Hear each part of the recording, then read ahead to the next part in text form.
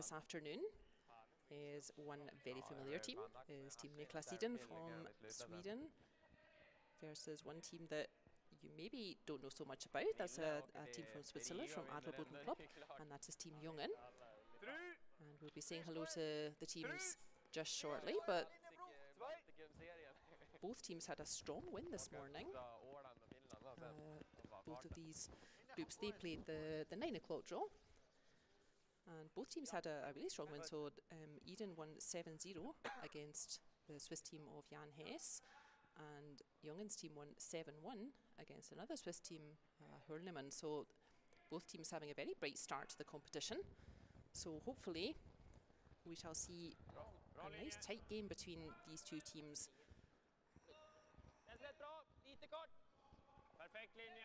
I think it can be a little bit terrifying playing Edin's team, honestly. So I really hope that Jungen's team doesn't get overwhelmed by the situation. They don't get put off. And they really bring their best shots like they must have done this morning. And give Edin's team a real strong game.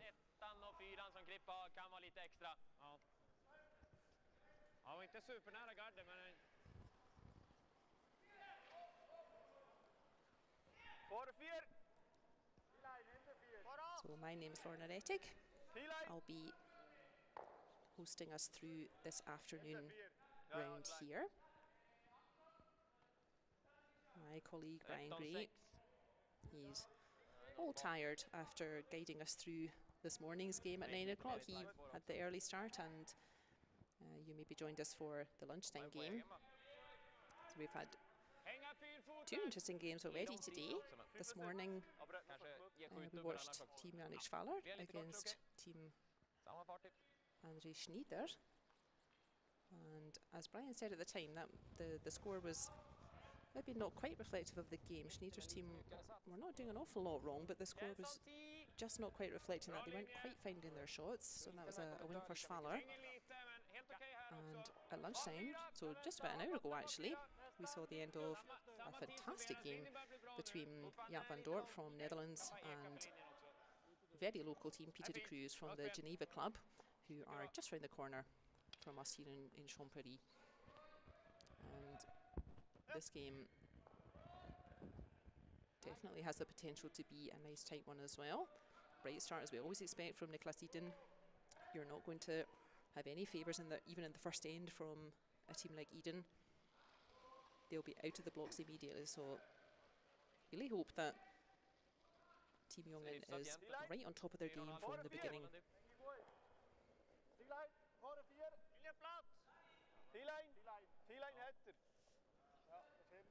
Also out there on the ice, the other game that we're watching, or the other game out on the ice from Group A, is Team Hess versus Team Hösli. So both of them will be looking for a win after they lost their first game this morning, those teams. And in Group B, we have Team Schwaller against Team Jan Klosner. So that should be a tight affair. And Team Schnider against Team Heinemann. So Group B, all Swiss teams.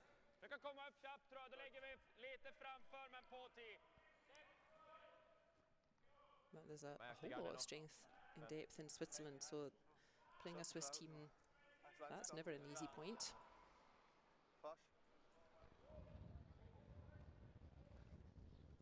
As we're becoming a bit used to now in Corona times, it's a slightly different draw than we're maybe used to. There's plenty of talent here. We're watching the current world and European champions, Niklas Edin. So we're very thankful to them and all the foreign teams for making themselves available and putting trust in the competition to travel here. But we're still missing a few of our favourite teams, particularly from Scotland and from Norway. They're really confined to barracks at the moment with the travelling situation because of pandemic. So shout out to our friends that aren't able to be here. And if you're a supporter of Polish curling, you may notice that we had a Polish team entered originally in the draw, and unfortunately they had to withdraw right at the last minute because of the health situation. And I know they joined us earlier on, so we're glad to welcome our friends from Polish curling here at the virtual curling club as well. So if you're just joining us, we are watching the third round here at the Champéry Masters World Curling Tour event. This is the second round for these two groups of teams. Here in Champéry we have our round robin structure, so we have 4 groups of 4 teams, a little bit smaller than we're used to, as we were just speaking about because of the travel restrictions right now. But we still have a lot of our favourite teams out there. We've seen some super curling already today and plenty more to come. So we do have some local teams from Switzerland. As we said in the previous game, here in Champéry, it's just about 1 hour's drive from Geneva Club, which is where Peter De Cruz teams plays from. And because some of the teams we would typically see, so teams from Scotland or Norway or Poland, they're not able to travel, so that's given us an opportunity to invite some of the up-and-coming Swiss teams, like Team Jungen out here, and the young Hurleman team.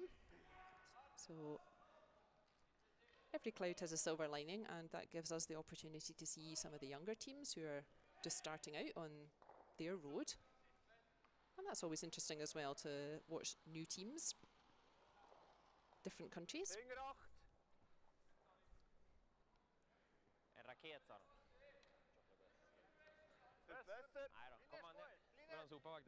Our featured game here then is Team Niklas Edin from Sweden versus Team Jungen from Club Adelboden here in Switzerland. Edin's team has the hammer in this first end. That means that in the last shot draw that the teams did just before this game, just before we joined them, each team practices for, I think it's about 10 minutes before each game, and then they throw 1 stone, and that stone's measured to see who is closest to the middle, and whoever is closest to the middle gets the last stone, called the hammer, in the first end. So this time that was Team Edin. And they seem to be making quite nice use of it. They've got that red just ahead of the tee line, as you can see on the left of our screen. But the play is towards the middle. And Jungen's got a couple of centre guards there that they can also use, either to hide behind or to drive onto reds hidden behind those. So we're very used to seeing Team Edin. And we maybe haven't seen a lot of Team Jungen so far. As we said, some of the younger Swiss teams being able to fill spaces in these competitions is a bit of a silver lining to the COVID cloud. But yeah, hats off to the organisers for putting together a really high quality competition in this difficult environment. And as always, a big thank you to all of our athletes for putting faith in the competition and putting themselves out there and travelling in these difficult times.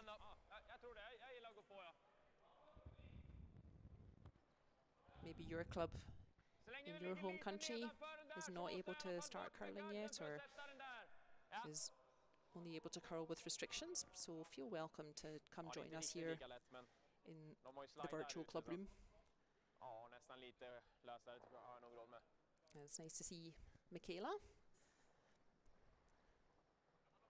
We maybe had a coffee between games and is back to join us for this afternoon's game, and say hi to James as well. This is his favourite event in Champéry. It is beautiful here, James. You're quite right, we're surrounded by the Alps on one side, and then not far away is Lake Geneva. So yeah, it's a very nice place to be. And we have this lovely arena. As we saw this morning, the arena ice, it can be quite different to curling club ice. So a curling club is typically more like a sealed environment, whereas this arena ice, much more air currents swirling around and whatnot, and it's taking the teams a little bit longer to adjust to these slightly different ice conditions. Not taking Edin's team very long, as you can see. They already have 2 reds lying in the forefoot, and they have last shot, so a little bit damage limitation going on here already for Team Jungen. You're not going to get a slow start out of Team Edin. They will be out of the blocks immediately.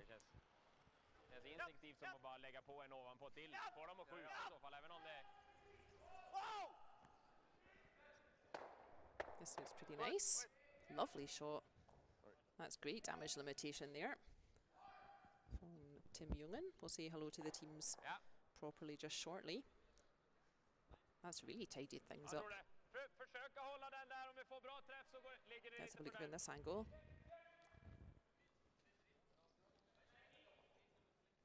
Look at that. That's exactly what they called. The angles were all there.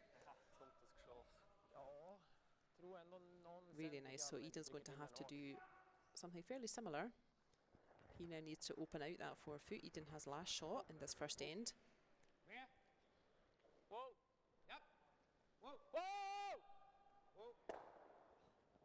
Ooh, so he's just got one of them. I think he was either hoping for the double on the guards or to try to pick out that yellow in the forefoot circle, the blue circle. He was probably trying to get a double on one of those, but just the one. So Jungen's still in quite a nice position here. You can see that yellow that's just touching the center line.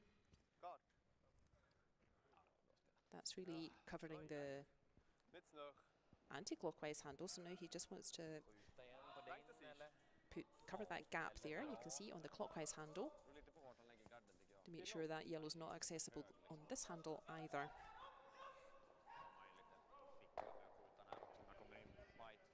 Like we saw in the game at lunchtime, these ends can really change just with either one really lovely shot, as we saw from the Jungen team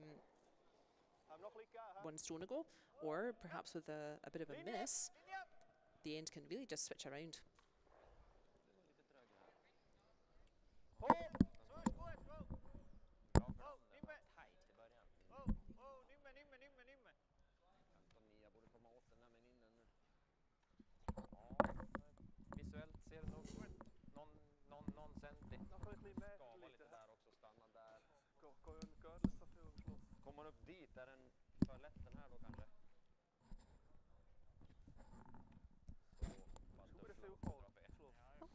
Thank you, Zero Maxed, for letting us know about the volume. So yeah, do keep us informed if you're having difficulty hearing anything, either us up here in the commentary or the players in the ice hall. So hopefully that's a little bit better, Zero.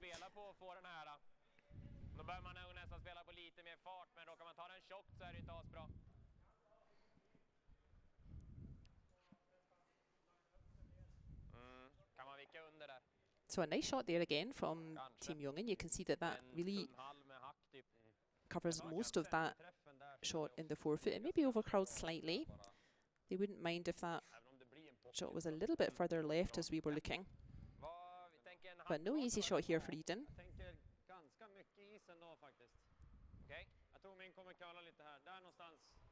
Yeah, that's a good angle. But yeah, no easy pass to that yellow.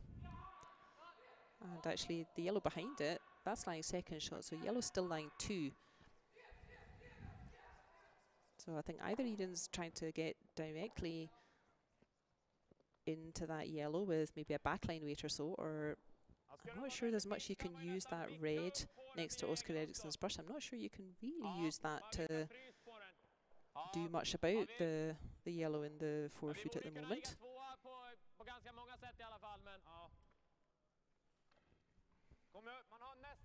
But whatever angles and shots are there, Edin's team will definitely have taken them all into account and decided the most likely shot for a good outcome for them.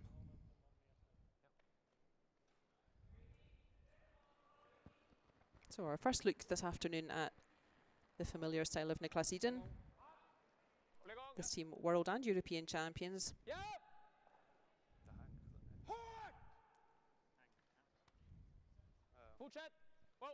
Looks like he was going directly for the shot yellow there.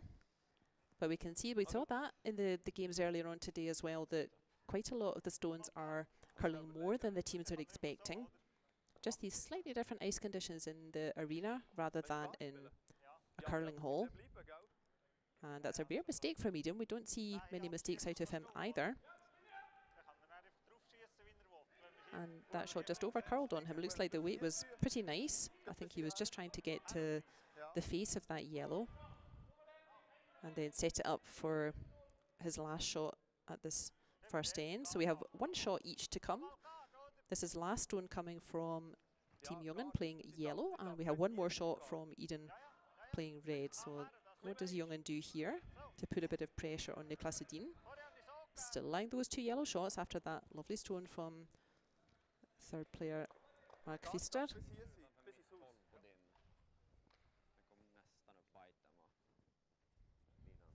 So yeah, I think copy-paste is a nice idea here. Or even a little bit further, they may be taking a touch more ice. I think a little bit further left for stone positioning would be just perfect. Oh, my apologies, Mark's actually a fourth thrower in the team, but he doesn't skip. So yeah, fourth thrower. Here we can see his introduction there. I think he'll just be looking for very similar weight and maybe just a little bit wider on the line. So there you are, sweeping it to try to hold it a little bit straighter. You can see how much it's curling though, that we saw Niklas Edin's stone over curl and Mark Pfister's first shot curled a lot. So that was starting way out at the edge of the rings there. So you can see how curly the ice is out there. And indeed, nothing for Edin to do on that handle. So well played, Team Jungen. And this is pretty exciting. We're going to see Niklas Edin draw the pin right here in the first end. So he's drawing against two yellows. That yellow that we can see, yep, there we go. So yeah, you can see nothing on the clockwise handle. No shot available there. So that one really lovely shot, that nice setup shot from Team Jungen. And they always say that skip should only ever have to play a guard. The setup should be so nice from the rest of the shots from the team that we should only ever need skip to put a guard in front of the setup, and that's exactly what's happened here in this first end. Two lovely guards from Mark Pfister, done the job, forcing Niklas Edin to go around the anti-clockwise handle. We haven't played too many stones down this side in this first end. So really tough shot for Edin first of all.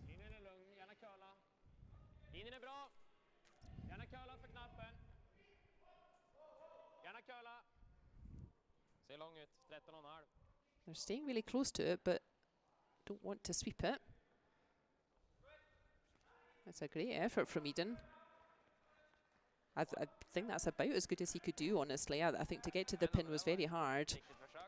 And I think to avoid losing two, I think that was probably pretty good, to be honest. And particularly since, as I said, we haven't played very many stones on that anti-clockwise handle in this first end. So I think by his own high standards, Niklas Edin may be a little bit disappointed that he couldn't outcount that one stone, but I think that was a very nice effort from him to lose only one and not two, because that second shot was also touching the forefoot, and Edin's shot could easily have just slipped on a bit or dropped short.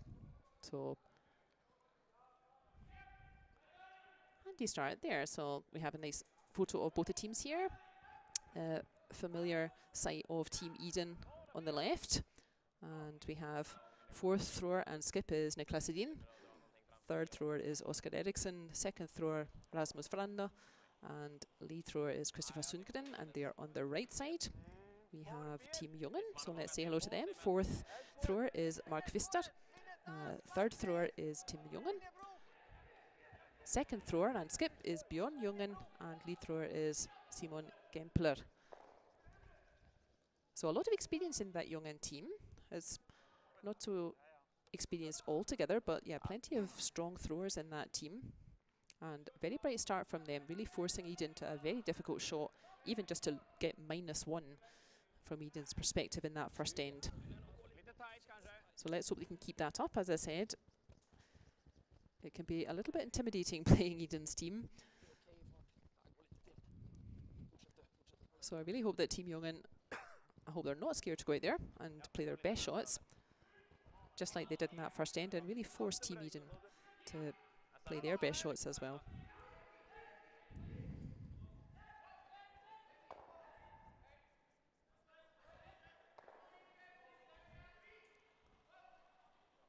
Out there on the ice, we have a few more games.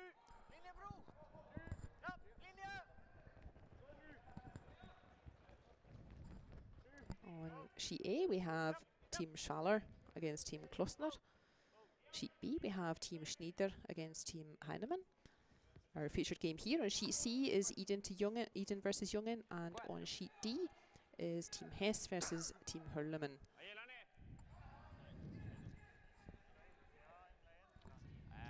So a lot of Swiss names, don't get confused with Heinemann and Hurleman and the Höslis we saw a little bit earlier on.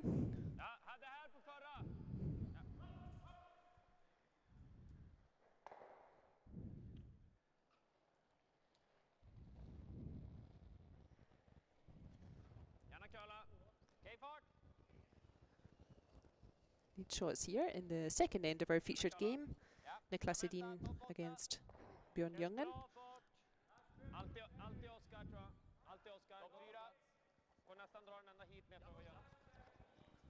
Edin going for the aggressive calls in the second end. He'd be annoyed at losing that one in the first end. I remember reading, I think, once a quote from him or an interview when he said he hates giving up the hammer and only getting 1 point. So I'm not sure how he feels about someone stealing an end off him. So when Edin has the hammer and the other team gets a point, he'll be a bit annoyed about that. So yeah, playing aggressive stones with the first two shots from Christopher Sundgren, corner guard, and draw straight in behind it. Meanwhile, Team Jungen are of course trying to do the reverse. They are happy to keep the play towards the centre. And it looks like they're just letting that one drop a bit short. They really wanted it right in behind those yellows, but since the curl wasn't quite there, they let it drop short. So because yeah, the next shot from Edin, if the line wasn't quite curling, Edin is always going to remove that yellow, so they don't want it as close to the centre, so that Edin doesn't get to play near that 4 foot. So if the line's not there, let's just drop it short. That's a pretty normal response if the curl's not quite right. Second thrower, Rasmus Brandner.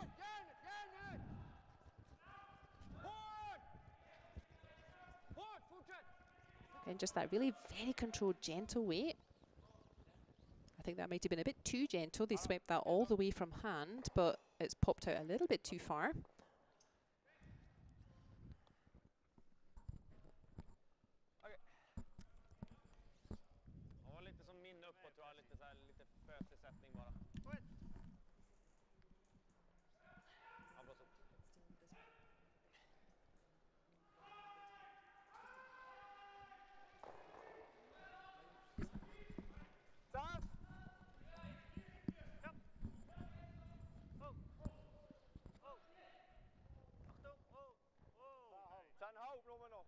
So no double available. Those two reds nicely separated across both sides of the house. Again, Team Jungen looking for that gentle take out and roll, that controlled weight that really gives a chance to bring the sweepers into it. And now that gives Edin the chance to find the roll behind cover.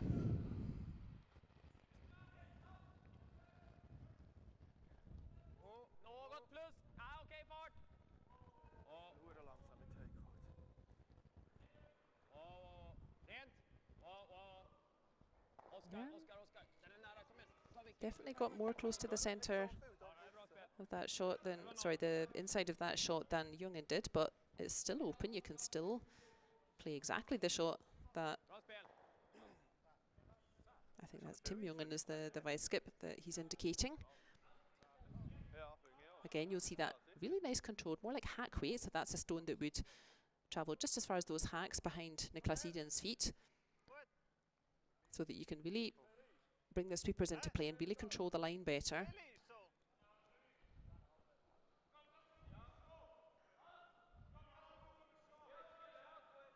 Back in the 80s or so, as we were saying earlier on, this kind of nice controlled shot, it was really much more difficult because the ice technology was not as advanced as it is now. And this nice hack weight take out, a real nice controlled hit and roll, it really wasn't possible. You had to throw a huge weight for a takeout. And that was just a bit too gentle there, wasn't it? It just curled too much at the end and caught the guard. So it still met its target, but they wanted that yellow to hang around as well. And now Niklas Edin is saying, all right, let's use those two guards, and rather than hit and roll in behind, let's just draw directly in behind. There's no yellows in the house anymore to use.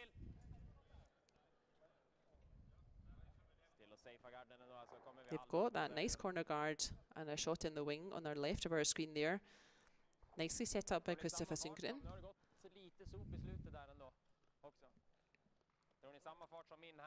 Giving themselves a good chance to pick up two with hammer in the second end.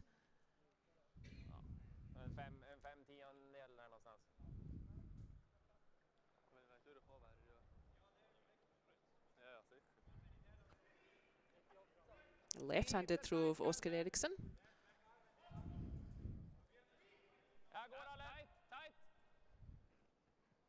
It's a slightly different angle that left-handers come out of the hack. Sometimes they start on the opposite side of the line. Well, they always start on the opposite side of the line from a right-hander, and depending on what shot you're playing, it can really switch up the angle of how you get to the target area. You can see that worked out pretty nicely for Oskar Eriksson. You can see a bit of that red, maybe about a quarter, 1/3. But there's no advantage to following that stone from Oskar Eriksson, because even if you would catch all, you can see, and the red would go out, your yellow would also roll out the other way. So I think this is the correct call. There's quite a lot of pressure again here on Team Jungen in the second end.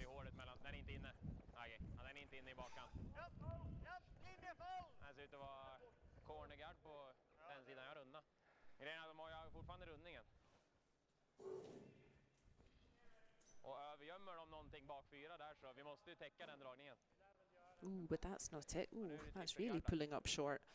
Oh, crikey. And that only helps Team Edin, unfortunately.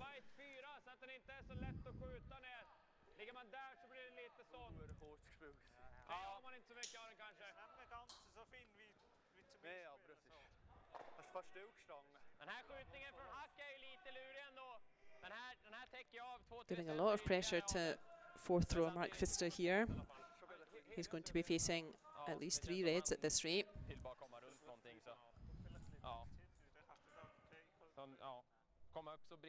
Edin and Oskar Eriksson just discussing exactly where they want their stone. Do they really want it fully in behind the yellows, or do they want to show a little piece of it perhaps to the Swiss team? So that was a bit of a miss there. That was not what we would call missing on their professional side, as we were discussing at the lunchtime game.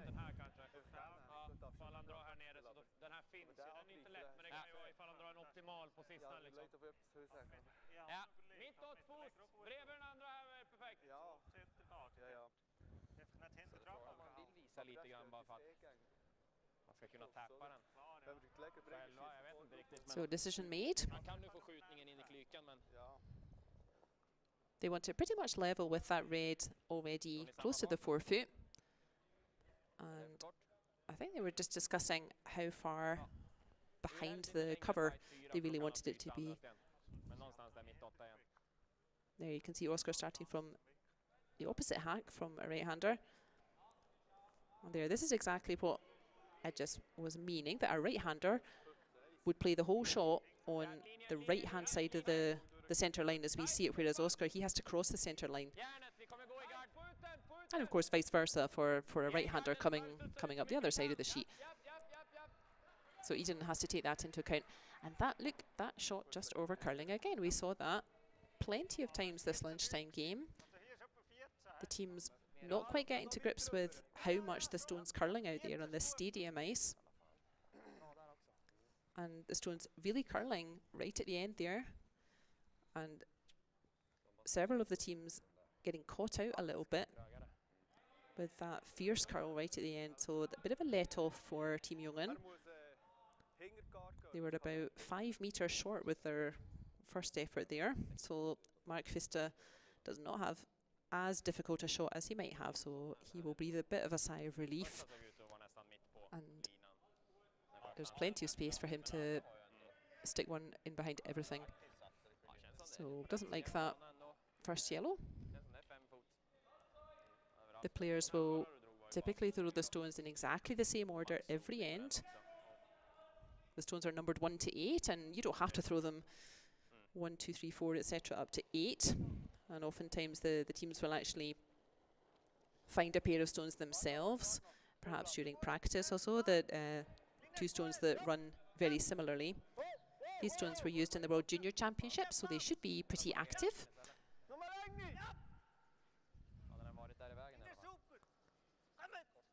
So this is better from Mark Pfister. I still think it's going to drop short though. It is.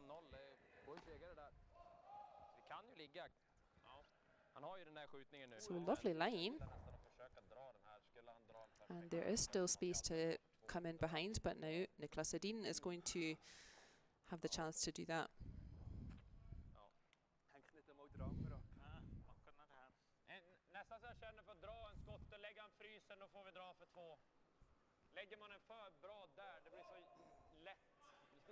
I så fall ska man ligga precis ovanför den så han inte har skjutning med stöd. Alltså ligga... Ja, dra den här upp. Men det är inte så lätt att komma dit bara. De har gått ganska segt och curlat mycket där ute. Ja. Again, much discussion. It's not that they're not sure what shot to play. The point is they are discussing where they want to leave this stone. Do they want to leave it where Edin's brush is? Do they want to have it just half a meter further in? They will be saying to themselves, okay, if we put a shot here, what will Jungen play? Only 1 shot to come from Team Jungen, remember? So 2 shots to come from Team Edin and 1 shot to come from Team Jungen. That's why they're having a big discussion. They want to give themselves a chance at picking up 2 or more points with the last shot in the second end. They're definitely playing a clockwise draw, so ice roughly where Oscar Eriksson is standing, and it's a matter of all being aligned exactly where they want the stone to finish up. How far behind the guards, if at all, and how close to the tee line, or is a front of house better? So red's actually line 2, that red right next to Oscar Eriksson's brush, just between his brush and his feet. That's actually second shot. That front yellow doesn't outcount it, so red is currently line 2. And this could make Mark Pfister's life really quite difficult if Edin gets this exactly where they've discussed.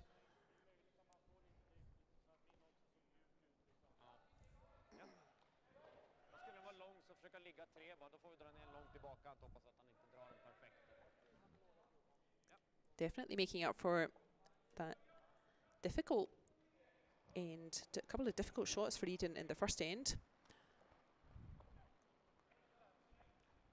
And they've definitely come out in the second end with quite a sense of purpose, eager to make up for that.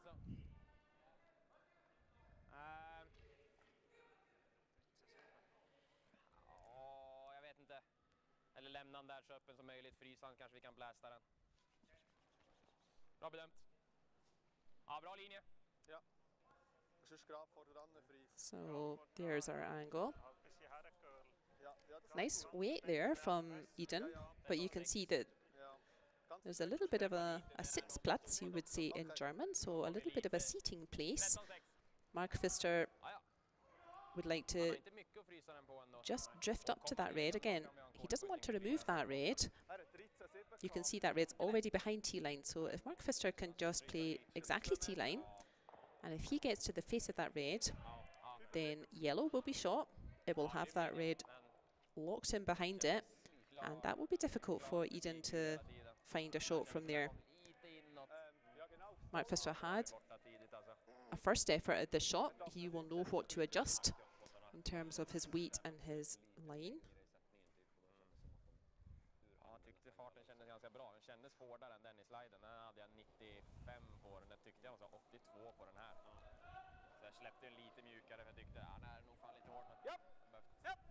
So again, let's watch for the curl at the end. We saw that with several stones in the lunchtime game. Yes, no is typically good. This looks like a great effort from Mark Pfister. Oh, are they still going to get it there? That just over curled again in that last couple of meters, didn't it? You could see his weight was perfect. Yeah, the weight was exactly right up to that red shot, and it just caught that yellow stone in the front ring, and that redirected it a little bit left. It's not a bad result. I'm not sure if Edin can play the double takeout and then sit his red right in front. Last shot from Edin coming up. Yeah, they're looking at if he plays takeout or if he's playing towards that yellow, what will the yellow do? Definitely it will squirt back onto the red. But will the yellow then redirect and spin out of the rings, or will it get stuck? Unlucky Mark Pfister, that was an excellent effort. That was almost perfect.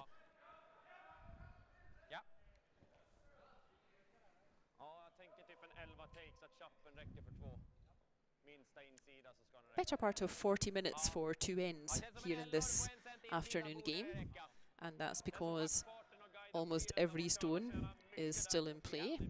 Gone are the days where you threw up a stone and your opposition hit it out, and then you hit them out and they hit you out times 10 ends. That is not how the game's played anymore. This is a much more typical situation. Stones in play, lots of angles, more discussion.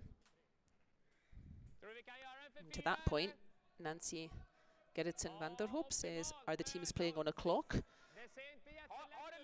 Nancy's in the chat on the YouTube channel. So your quick answer is no, Nancy. The teams are not playing on a clock, and typically the reason for that is basically a resource issue. If you want to time games, then you need an additional 4 volunteers for every round, and it's quite intensive actually timing a game.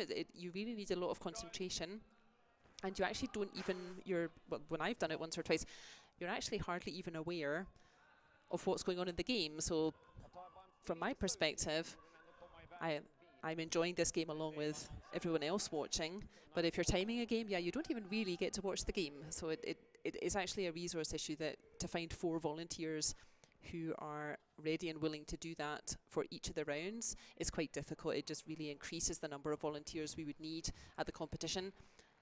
So we just rely on asking the teams to not be too slow, please. This stone is certainly not too slow, but it sounds like indeed it's jammed. Wow, so look at that. They are really forcing the issue with Edin's last shots. Team Jungen. I think that's a yellow. Yep, they've agreed it's a yellow, so that's another steal for Team Jungen. They will be very happy with this bright start, and I think Niklas Edin will be getting a bit annoyed about this. That's them giving up 2 steals in 2 ends.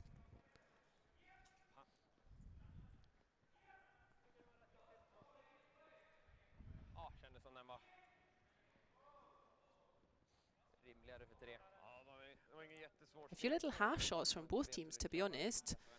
And the result of that is a steal in the first and a steal in the second for the Swiss team Jungen.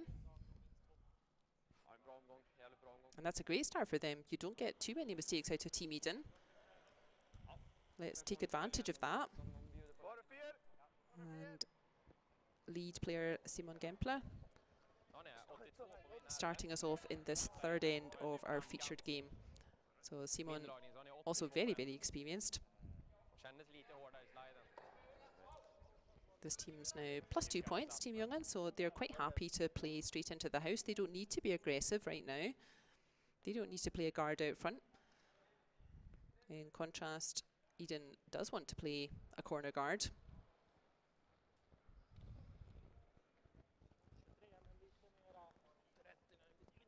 Now he's had his corner guard in the first and in the second end. Christopher Jungen putting up those his first two shots really nicely, but then Team Jungen really junking it up, putting a lot of stones in play at the centre and not letting Edin make use of this nice play from lead thrower Christopher Jungen. So again, nice corner guard from Jungen, as we've seen before. But Team Jungen making Edin's life quite difficult at the moment. If I say that's good to see, that's not because we're against Team Edin, we're certainly not. But as I said at the beginning, I think it can be a bit scary playing Team Edin.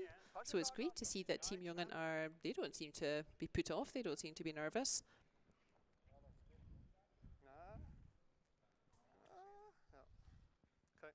You heard a little squeak of desperation there, that indeed that yellow's just drifted into the house, but Edin's not going to be paying attention to that just now. He could remove that because that yellow is just touching the house. That means it's not protected by the free guard zone, and he could remove it.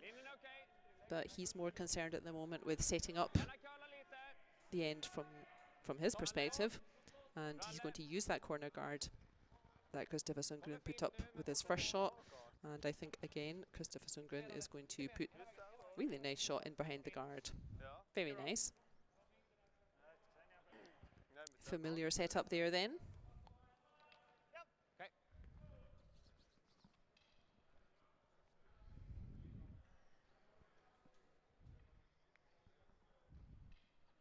If you're just joining us, this is the third round of the Curling Masters here in Champéry. This is the fourth WCT event here in Switzerland. I think Switzerland is one of the only countries still really playing competitive curling. I know all the teams really happy to be out there playing. Not all of our normal teams were able to join us because of travel restrictions. But we get to see quite a lot of our favourite teams out there. And some of our new favourite teams, so teams that we haven't seen so much of, they're getting a chance to play in these competitions. And that's always good for the game. We've already had 2 rounds this morning, and we have a stream from each of the rounds. So at 9 o'clock we watched Team Schwaller against Team Schnider. Both of those teams out again this afternoon. At lunchtime we had a great match between Jaap van Dorp's team from Netherlands and Dorp De Cruz from Switzerland. I can highly recommend that one in the video archive. And our featured game, third round and final round for today, is Niklas Edin playing Björn Jungen. Ooh, here's a nice shot. Nice shot there from Rasmus Frenna. You can see how nicely that's lined up. That maybe doesn't look like a nice shot because that red's just in front. There we have a nice view. The yellow's still closest to the middle, very obviously. So that may seem counterintuitive that that red's a nice shot, but the reason we're congratulating Rasmus Frenna for a nicely played stone, that red's not going anywhere. No matter what Jungen does, that red, yeah, he could try that, but still that red's that red is stuck on the yellow, so the double doesn't really go. He might move it around, but he could move the red on the front left of our picture, and you could spin it across and touch the red in the middle, but then the red's not going anywhere, and all you would do is move the yellow out from behind it. And actually, yeah, looking at it, that corner guard is in your way. So they may wish to take off that corner guard. That's the only stone that's going to cause them pain.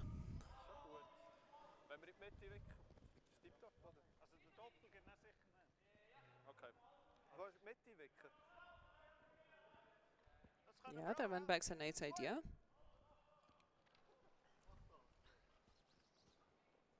Looks like that's a decision. And they should at least get rid of the guard.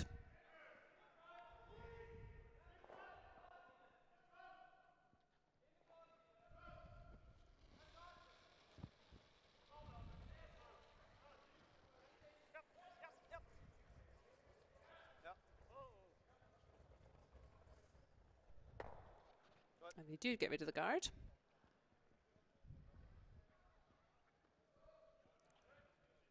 You can see what Edin's doing. He's really building up the angles. He's got that red locked in on top of the yellow.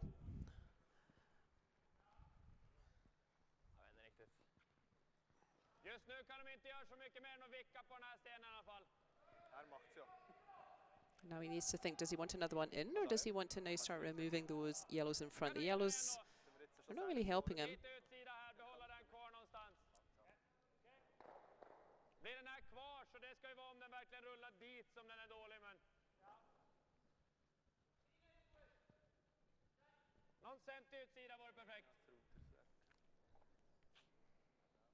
I think that's the decision, is let's remove those yellows from the center line and open everything up.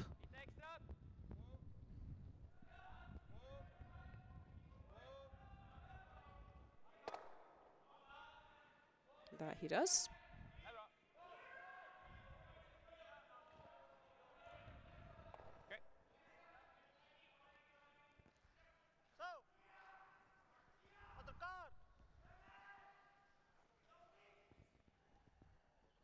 So if you're Team Jungen, what do you want to do here? I like this call.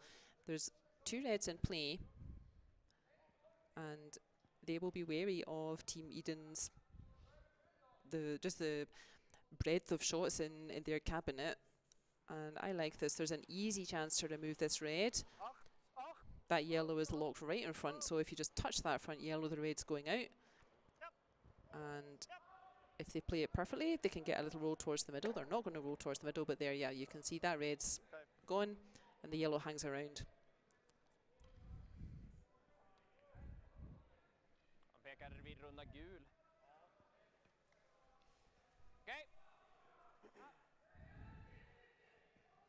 But Edin's still in quite a nice position here. You can see that red's still nice and cozy up against that yellow.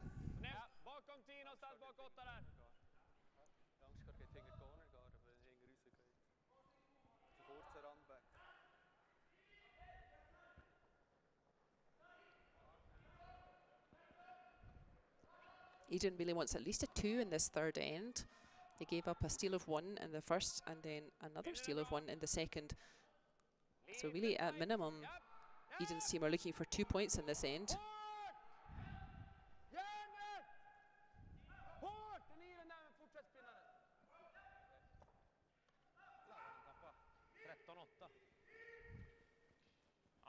I'm not sure that's quite where they wanted it. I think they were trying to set it up exactly like the red shot right in the middle. They wanted that red just in front of the yellow to keep it nice and safe.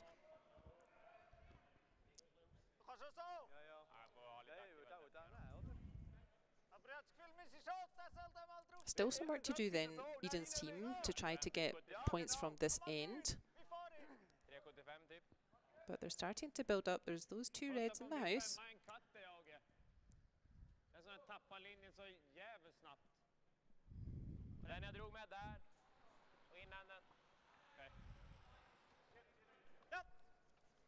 det bara kommer mycket från hogg och in.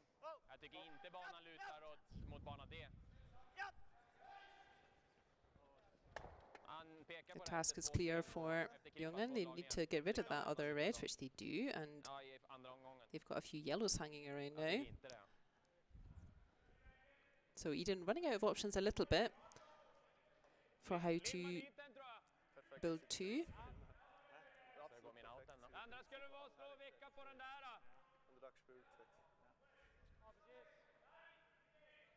Running out of stones a little bit in this end.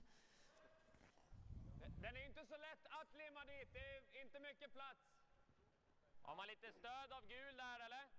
Ja, den är en halvsten luft ovanför. Så du kan ju skava, men då kommer man att hamna lite där typ. Ja. Ja, vilken är väl ett alternativ?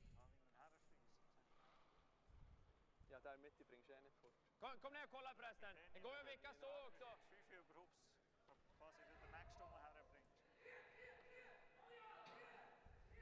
Jag lär nog den andra mer.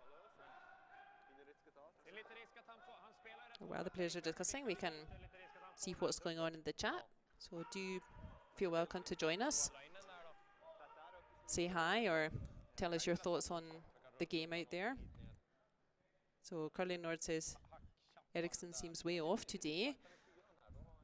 And I think Curly Nord, I see your point. And like we said, I think several of the players just taking a little while to adjust to these stadium ice conditions. We've seen a few misses from our experienced teams that we even, Benoit Schwartz, he missed a couple this afternoon that typically we would expect him to make with his eyes shut. So yeah, I think a few players just taking a wee while to adjust to the ice conditions out there. Han har inte tunntanjeringen i alla fall, det är inte aslätt att få ut dit. Nej, det är det inte. Frågan om det drar här. Eller här. Comment from Staffan Axelsson in the chat. Yeah, it loses line fast at the end. Yeah, we saw that also in the previous games. Just the last couple of meters. It really curls off. And we've seen quite a few shots just catching a guard.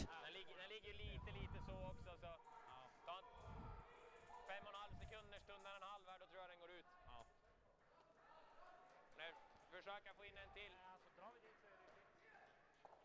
Det äckliga med den här är att om den curlar lite grann och man hamnar där så är det inget givet slag att ta poäng sen. Och duttar man lite här då är det också liksom... Ja just det, de är fan skottiga. Nice to see Christian Lindström in the chat, another really experienced player. Thank you for offering your strategic inputs there as well. We can learn from that too. Christian's idea was that Edin, not this shot, but previously could have drawn in behind the yellow to go back of T.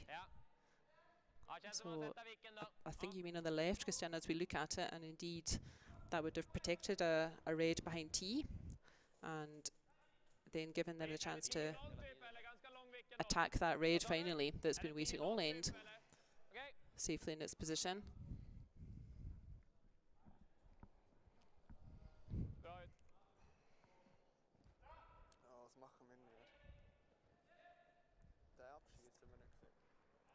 So decision made. Let's hope Oskar Eriksson is not way off on this shot. Let's hope he's finding his form.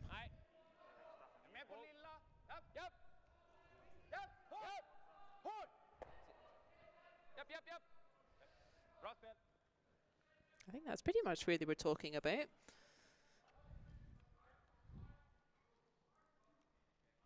They're really working on keeping that second shot in play, Edin's team.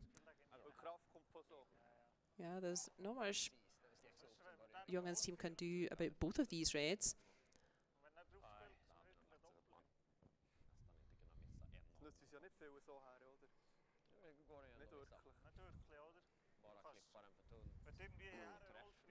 Yeah, if you play that front red, which they can, even though they may not be able to see all of it, then that red, just played by Eriksson, that squirts back onto that patient little red who's been sitting there all end.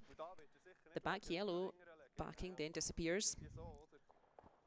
but you will still be lying that one red. So yeah, that's not, there's no advantage to avoiding the 2, let's say, by playing on that front red. That's why that was such a nice shot, as we said right at the beginning, when Rasmus Veranda played that red. That's been patiently waiting right in front of the yellow in the centre for the whole end, and here it is now coming into play.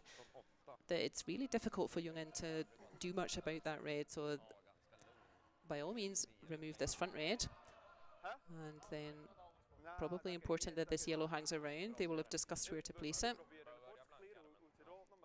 but you can see that red on the centre line, that has been causing them problems all end.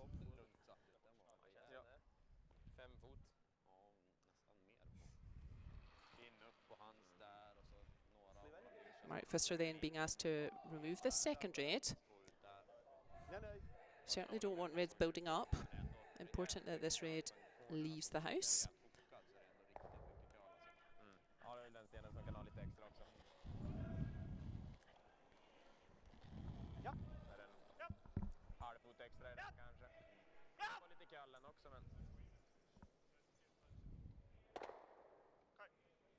So exactly like that, we said, yeah, if you play weight at that front red, yes, you can catch the red that was on the middle. The yellow backing disappears, so it does open up that red that's been locked on the yellow all end. But there's definitely a shot now that Edin can hit and stick for 2. So Team Edin still looking quite positive to make at least 2 points in this end at the moment.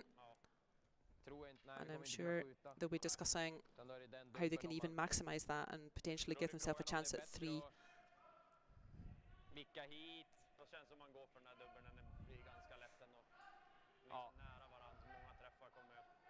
I'm sure he will be right annoyed that there were 2 steals in a row against Edin. We don't see that very often.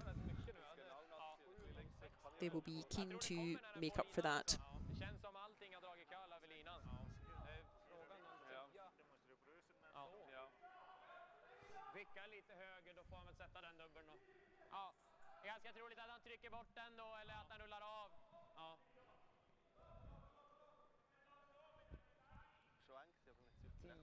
Again, no question about what needs to happen here.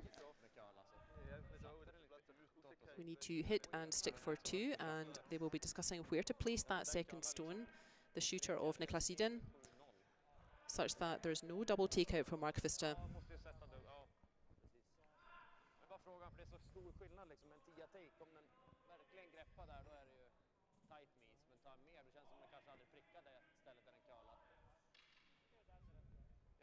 So first shot from Edin coming up. He has last stone in this third end.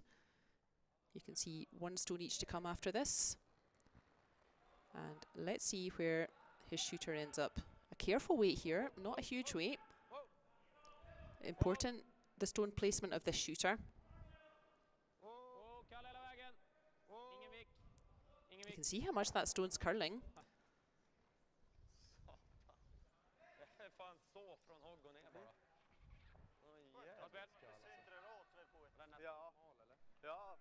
So there is still space now for Team Jungen to hit and roll in behind.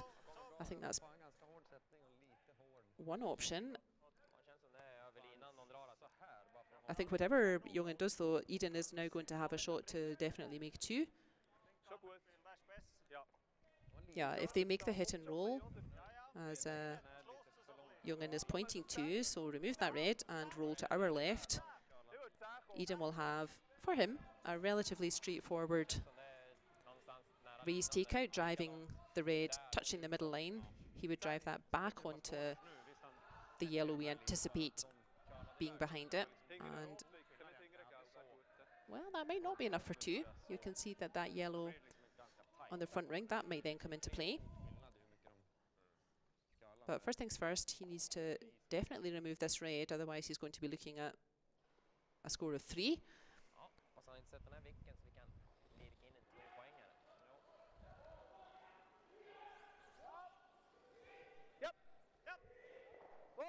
Again, that careful weight. Important that this yellow hangs around in the right place.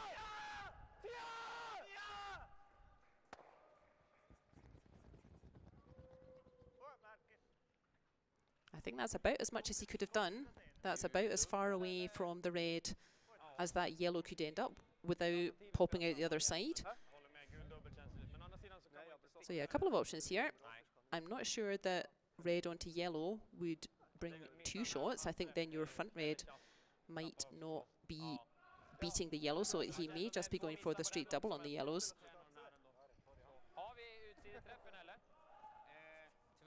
Känns som att gå för lite, eller kanske, men samtidigt gör det dubbeln där.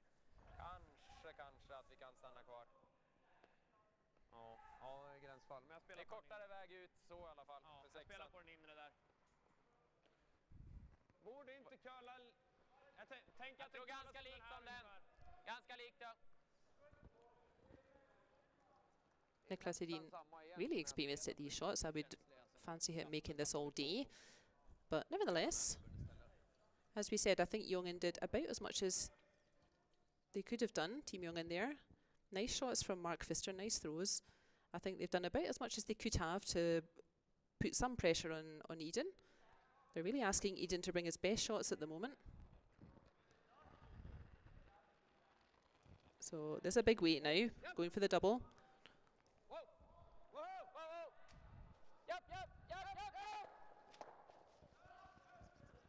Has he got enough on it? It's certainly enough for... Oh, I was going to say it's certainly enough for one, but gosh, it isn't. Yeah, maybe these brand new stones, they're maybe not as springy as typical. So another steal there. This is very unusual. As we discussed in the previous 2 rounds, these stones were used, I think, for the World Juniors. But not all the stones were used. So some stones have been used for that competition. Some stones were not used at all. They're essentially brand new stones. And yeah, maybe those brand new stones are not as springy. They don't have as much action, we would say. And Jungen, they're doing the best they can. They're trying to put pressure on Edin, and it's working for them.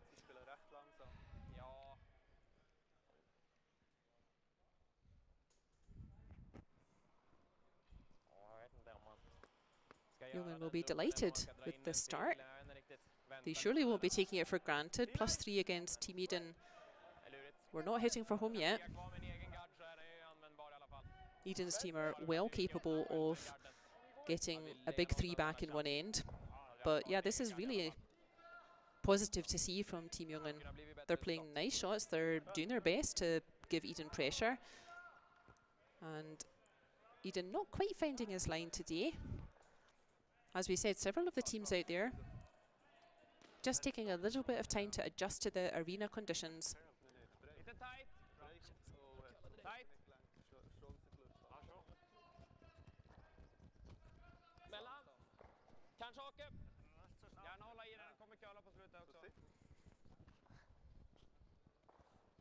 Familiar setup then. And this is the 4th end of our featured game here at the Curling Masters in Champéry.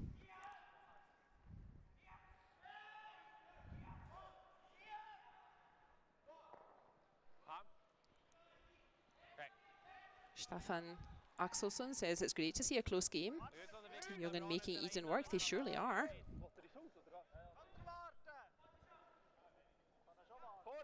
Yeah, Team Jungen, just keep doing what you're doing. That's working for them. Team Edin not quite firing at 100% at the moment. Taking a little bit of time to work out the ice, I think, out there. And as we said, maybe the stones are not quite so springy as they're used to. These are potentially brand new stones used for the first time in this competition. And when we say the stones may not be so springy, the stones may not have so much action, what that means is when you hit a stone, it's not such a, how to say, but if you hit a stone out, then it takes a little bit more of a shove to get it out if we say the stones are less springy and there's less action on them.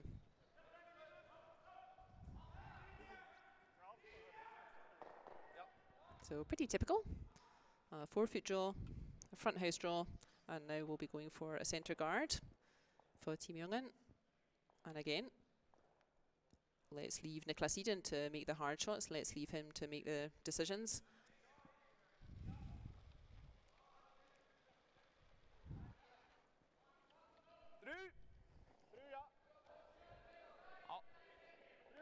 So second and skip Jungen.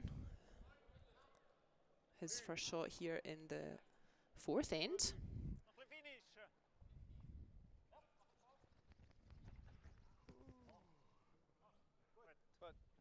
Michaela in the chat on the YouTube channel, she wonders if Edin's short game this morning, I think it was, as I said, it was only 4 or 5 ends. She wonders if maybe they didn't get enough feeling for the stones. You know, they didn't throw many stones this morning. They managed to finish that one off pretty quickly. And we wondered that as well, Michaela. Typically, I would not think that about Edin's team. I think, as I said, you know, very unusual that they would have a slow start in the first end. They tend to come out of the blocks immediately. They're on top of the game from the first shot. But maybe on this slightly different ice, this arena ice, maybe that is having a bit of an effect that they didn't throw many stones in their game this morning. And again, you can see that that stone just in the last couple of meters, they really curl.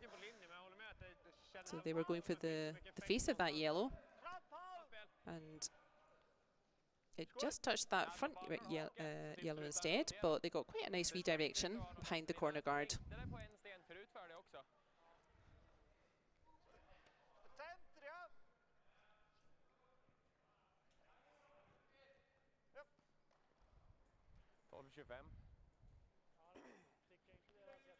You can see that redirection came up with quite a nice result. That red's nicely now tucked in behind that corner guard, so I think Bjorn Jungen is trying to follow that same path. He now wants to go in behind the corner guard.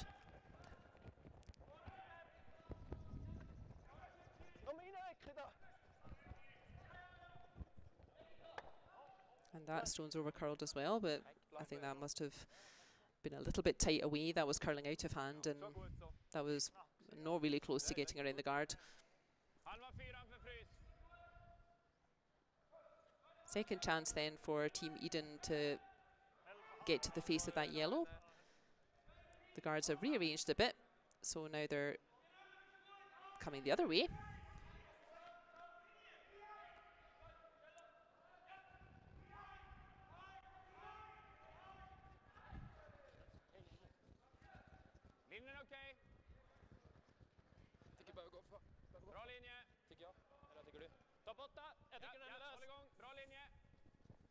Looked like they had a pretty nice weight last time, and just that really curly line at the end was catching them out. But yeah, they've adjusted from that. That's pretty nice. Didn't quite get to the yellow, but yeah, you can see that's not easy to remove that red now.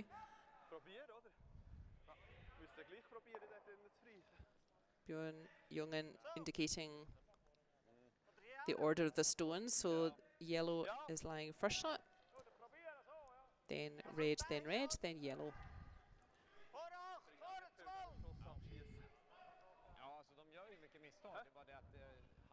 I missed saying hello to Curling Hoot, watching from Michigan.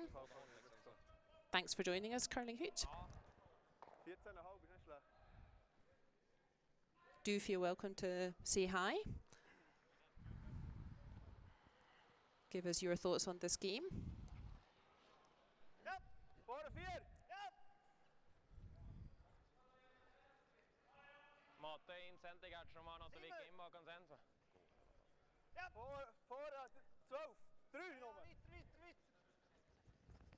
That is over curling, but I think that was pretty shy for weight. That never really had the weight to get to the front of house. That was sweeping out of hand there from third player Tim Jungen. Quite a few half shots going on out there. Makes it interesting for us to watch. Plenty of stones in play, plenty of angles. Yeah, it's maybe just not quite the game we were maybe expecting. But I agree, and this is nothing against Team Edin. We all like watching Team Edin, but it is interesting when Team Edin doesn't have it all their own way, when a team is forcing them to work hard and think about things.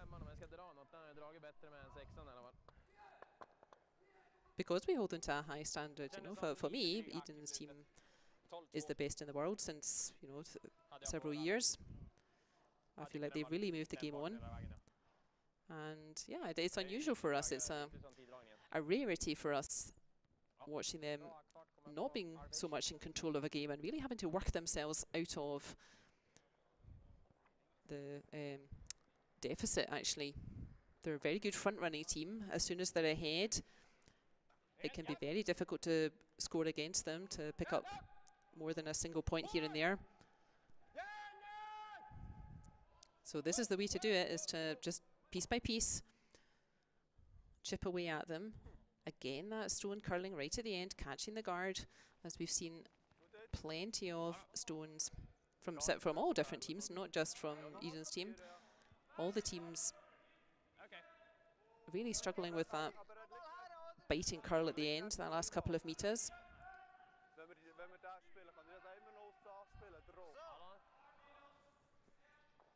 Yellow still lying shot then.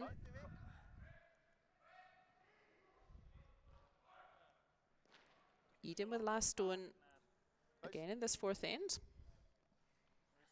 Team Jungen yet to have last stone in this game, actually. They've been playing the first rock and sort of playing the aggressive stone, playing towards the middle for the whole of the four ends.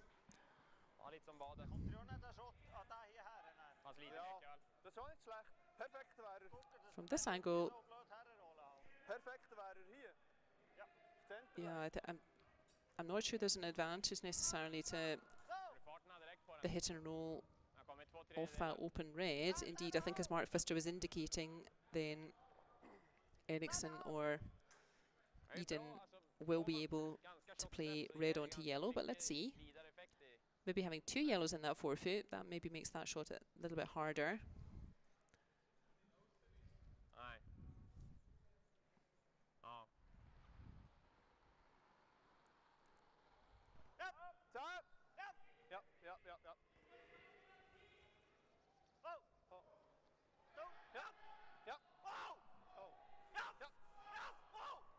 Yes, no sweeping. Yeah, that's pretty much what they wanted.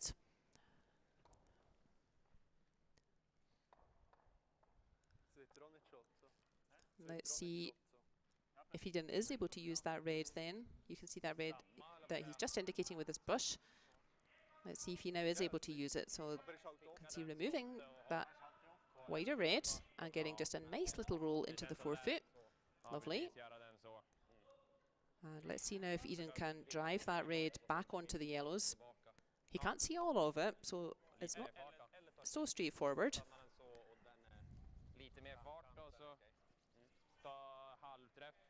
While they're discussing, we can take a look at what's going on elsewhere. So on sheet A, we have Yannick Schwaller versus Jan Klosner, and Klosner is winning that one at the halfway point. After four ends, it's 3-1 to Team Klosner. They're in their fifth end. On sheet B, we have Team Schnider versus the young Team Heinemann. They have just finished their fourth end, and they haven't put the score up yet, but after three ends it was 2-1 to Team Schnider, and looks like Schnider has first stone, so another score to Team Schnider, and they continue to lead that game on sheet B. On sheet D, Team Hess are very much making up for their blowout this morning.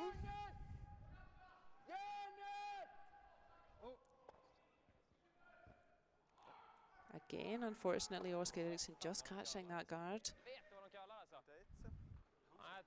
Just to round up the scores on the other rinks, on sheet D, Team Hess are 5-0 after halfway, after four ends, against Team Herleman.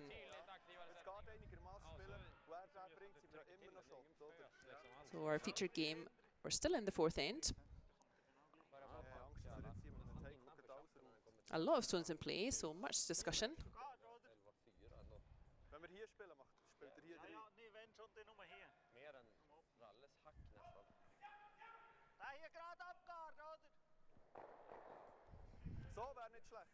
Michaela asks if they're on the same sheet. that we watched the De Cruz game. Yes, all the games we're going to watch this weekend, they are all on the same sheet. They are all on sheet C. But just from keeping eyes on the other games, this curl is catching a few teams out. Just that last couple of meters of curl. There's several teams out there catching guards that normally we wouldn't expect them to.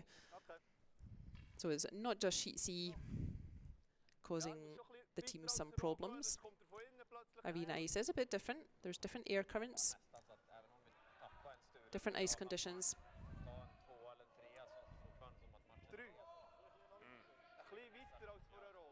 Again, a bit of a let-off then for Team Jungen. Oscar Eriksson just finding the edges of guards today, which is very unlike him.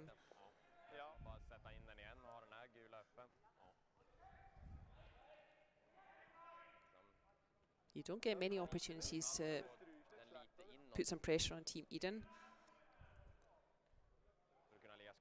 So Team Jungen will be keen to make the best of this situation. It's really working for them. They're just plugging away, putting up their centre guards, getting one in behind, junking up that centre line, and making the angles a bit too difficult with this fierce curl.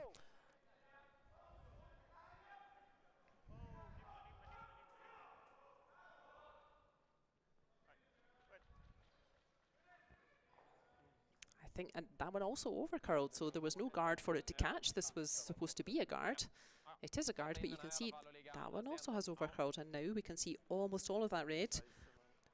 And he has given now Edin the chance to drive that red back onto the yellows. Now, can he get rid of both yellows with one shot? I'm not sure. He may be just doing that. He may just want to set up the angle. But I think it's time to attack those yellows. I think, yeah, Mark Pfister's shot over curled there. You can still see that red, and I think, yeah, now's the time to drive that red back and open up that forefoot and get his red in behind that cover. Jungen stealing a point in the first 3 ends, so 3-0 to Team Jungen. Edin's team will be really keen to start getting that deficit back. So this is an important shot from Niklas Edin. He can really steady the ship a bit here with a nice stone.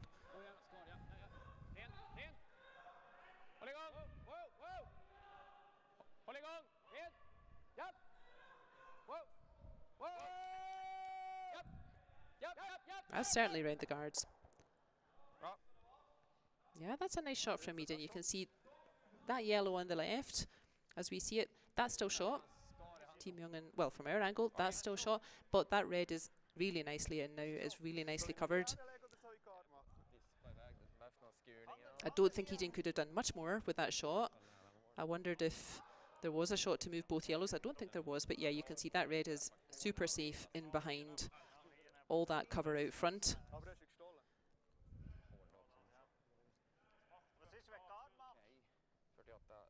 And now Jungen has to decide, do they want to try to put another yellow in to try to block that path? Do they want to just guard? We've seen a lot of guards and gentler weights. We've seen a lot of them over curling.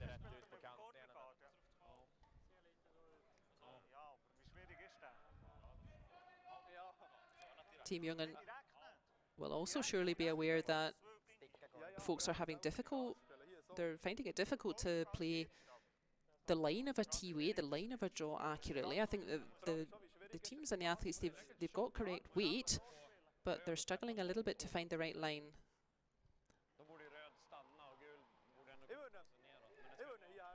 Definitely we want to play this handle. We definitely want to somehow block Edin's final shot. They'll be asking themselves, what is Edin's preferred shot and how do we block it?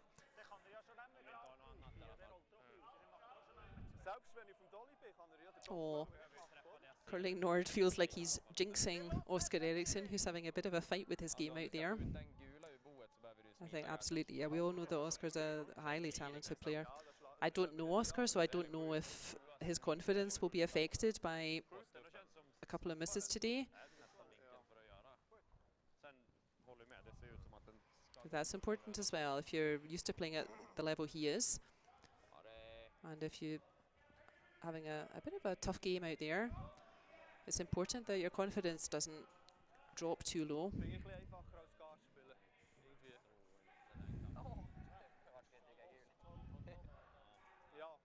Oh, that's a nice smile. Hopefully, yeah, he's not feeling too badly. But decision made from Team Jungen. I'm not sure if they called the guard or whether they wanted to put another yellow in behind cover. They will have asked themselves, what does Niklas Edin want to play and how shall we block it? So last shot here in the fourth end from Mark Vista.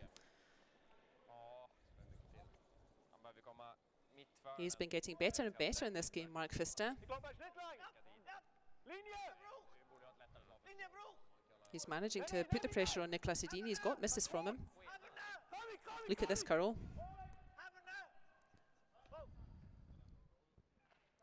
So they were indeed wanting to put one more in. Well now. Ooh, I want to see the view from the front here to see if we can, yeah, get to the middle where Eriksson's indicating. Maybe not at full strike weight, but I think you can.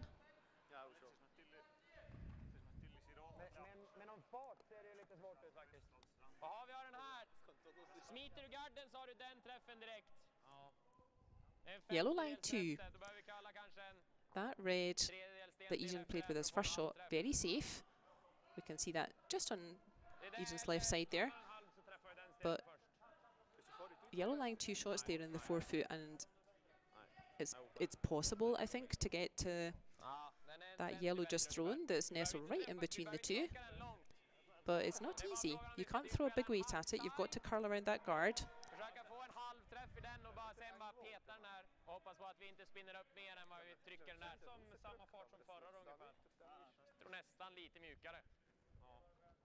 While they're discussing, we can just let everybody know how to keep up with this high-level curling.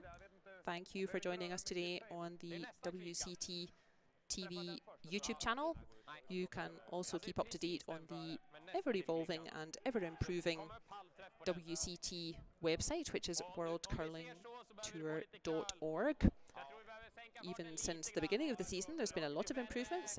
You can see the scores from the competitions. They update end by end now. So do take a look there. You can see the men's tour, the ladies tour, mixed doubles tour, junior men and ladies, and wheelchair athletes. So lots of information on worldcurlingtour.org. And I'm learning myself that the isn't a WCT Twitter, but there is World Curling Tour Facebook and World Curling Tour Instagram. So you can follow all the latest updates on those channels.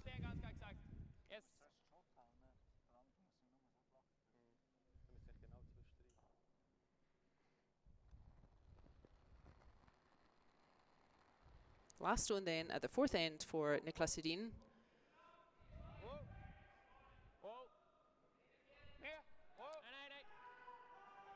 They need to be so careful with this shot. They'll be very nervous of the curl. And this happened again. He had to play that kind of weight to have enough weight to move the stones. And they were maybe nervous of it over curling at the end, so that just hung out. It didn't quite curl enough for them. And guess what? That is one more point stolen by Team Jungen. At the halfway stage then in our featured game, Niklas Edin versus Team Jungen. It is maybe a little surprisingly, and I'm not trying to be rude to Team Jungen, of course, but yeah, it is 4-0 to Team Jungen. So great work out there from the Adelboden team. Yeah, smiles all round. I am not surprised. They're doing just enough to keep the pressure on Edin on this slightly difficult ice. And Oskar Eriksson catching a few guards when he's trying to draw around, and Niklas Edin Also not quite being able to finish up. And all credit to Team Jungen. They are playing their shots. They're doing their best to put some pressure on, and it's working for them.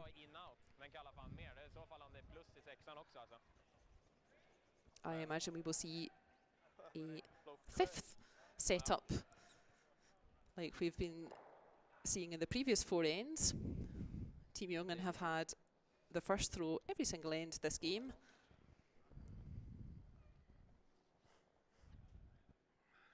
And Christopher Sunkunen has been putting up corner guards and then drawing in behind it each end. Another nice start there.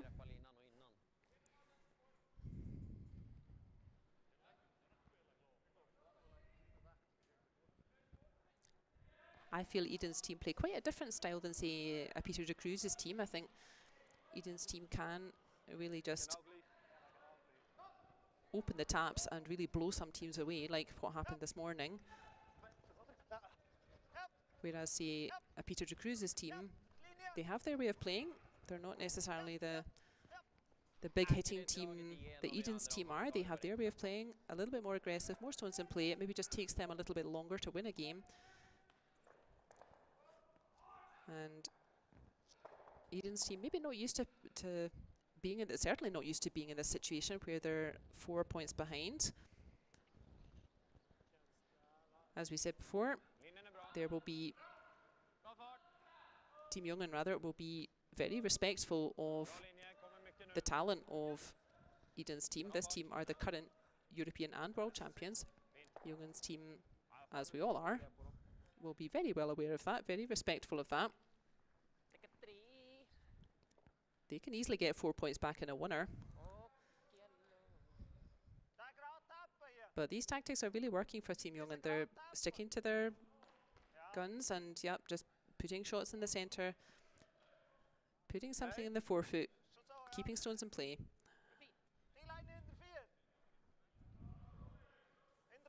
You won't get many chances to get a point off Team Edin. Although I have heard people say that they can be a team that is maybe slower to start for an 8 o'clock in the morning game. If you draw them in a first round at 8 o'clock in the morning, you maybe have a chance to beat them. But then they tend to put their foot on the gas and then run the table for the rest of the competition. But yeah, really having to work hard out here, Team Edin. Team Jungen also working hard and really getting the results from that at the moment.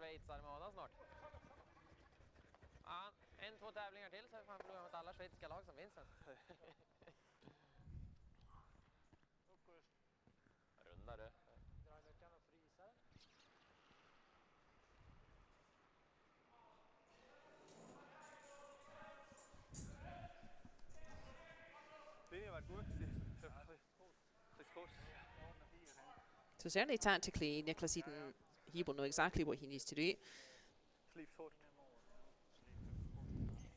No trouble there. He won't be scared of looking at those 3 yellows in the middle. I think it's the gentler shots that are catching them out today, with that really fierce curl at the end. So it's working for them going around the corner guards. There you can see that stone's curling so much it's almost out the other side. And this ends, again, looking nicely set up.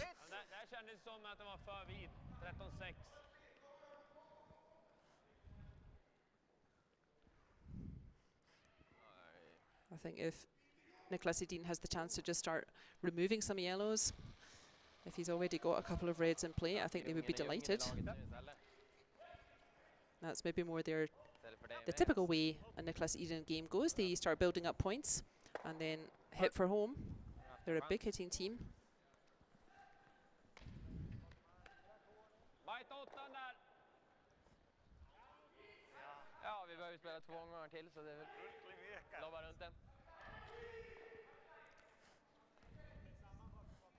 Using those corner guards then. Någonstans där. Behöver inte spela hårdare, tror jag inte. Det är en meter lösare.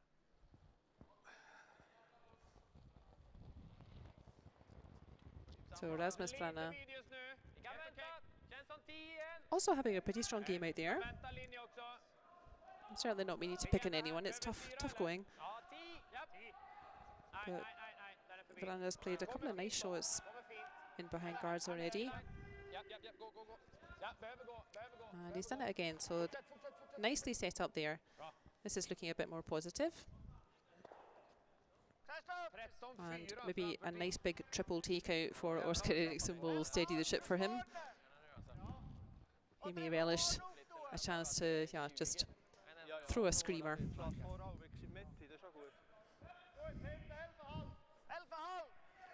As I say, Team Jungen, they know all about Team Edin, as we all do.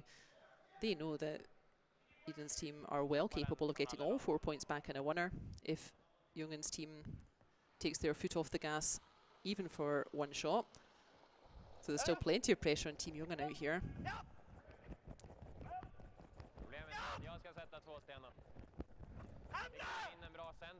He's sweeping that out of hand. And that's again caught that guard. Can see both teams struggling a little bit to deal with that big curl. So how does that switch up the strategy now? Edin's got 2 reds in the house.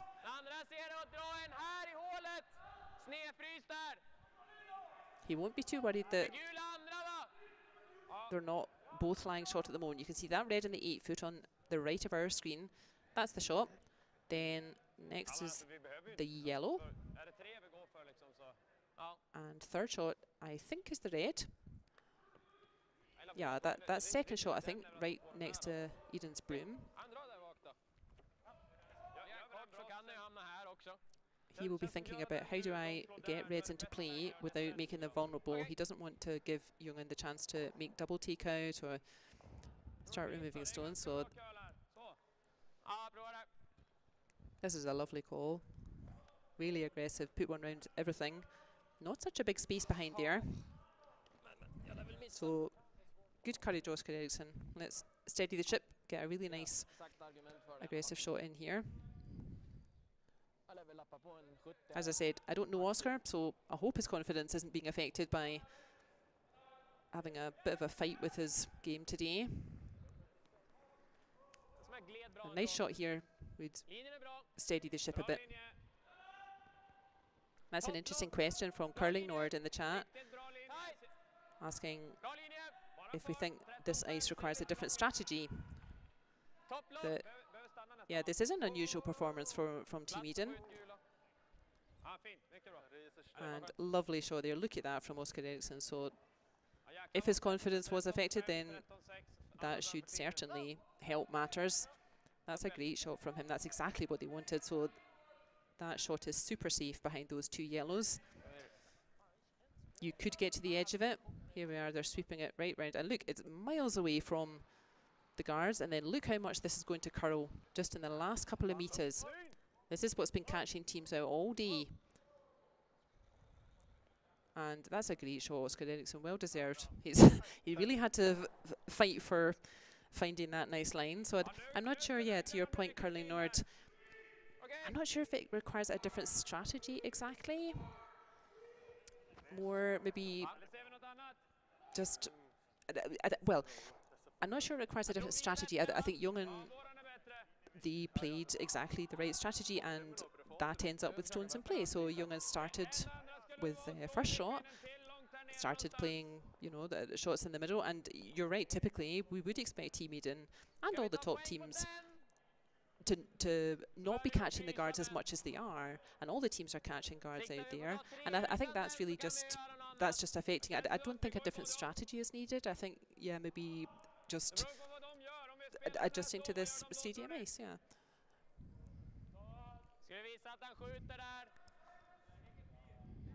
Well, hopefully that shows us that Oskar Eriksson has adjusted. You need to believe that the ice is going to be consistent in that way as well. You need to really believe that it's going to cut hard at the end. It's really going to curl at the end. And you have to trust that, and you have to know that you're going to throw wider than it looks like you need. And you have to trust that that's dependable. It's going to really curl towards the end. And yeah, that maybe just takes a little bit of getting used to. Så i linje, ungefär. Ska precis helt över linan. Ja. Ja.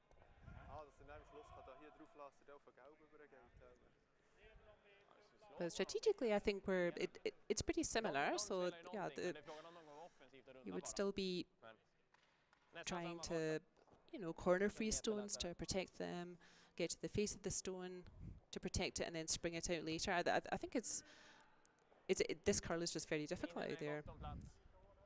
Ja. Helt upp, helt upp, helt upp. Bra linje. Nu börjar det kalla mycket. So it sounds like bra linje. Let's hope so. Ja, ja, ja, ja, måste för garden. Ja. Just gets a little bit of a redirect.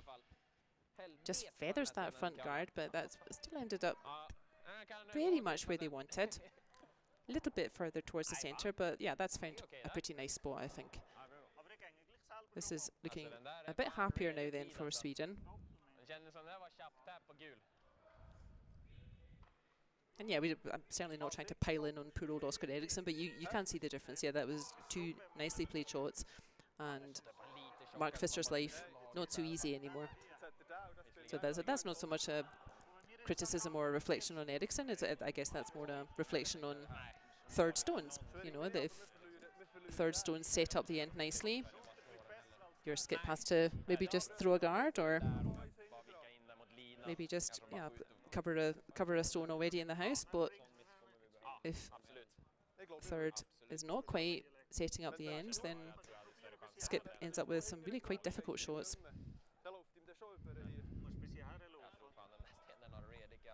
So now it's Jungen's turn to have a committee meeting about next stone. Yeah, red line 1. That's pretty clear. Yellow lies 2 and 3.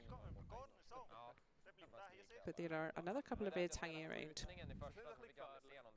Jungen doesn't want to let all of their hard work be undone with a couple of Edin specials, which, as we know, he is well capable of.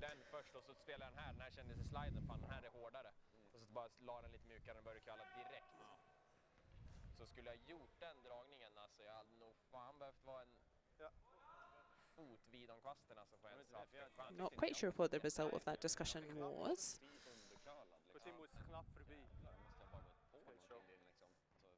I think there's definitely curl enough that you could use that yellow that's just half in, half out. I think you could use that as a guard. I think there's enough curl that you could get in behind that. That may be what they're thinking of.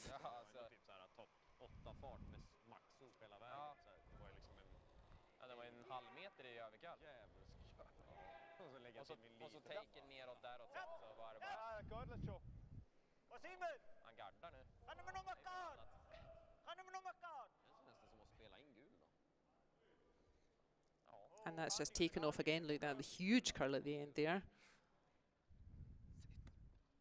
Wowzers. I'm not sure if Mark Pfister threw that a little bit inside the brush, so if it was curling out of hand, or if that maybe caught something. But you can see, yeah, that's nowhere near where they wanted it. That caught a huge curl.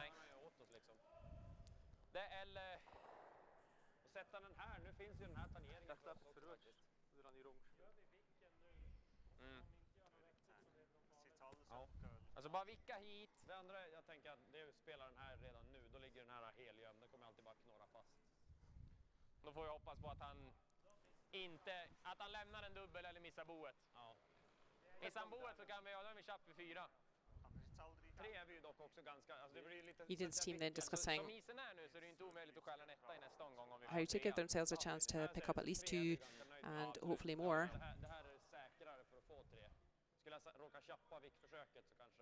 Same situation, red's line 1, yellow lies 2 and 3. Then you've got a couple more reds. How do we bring those into play?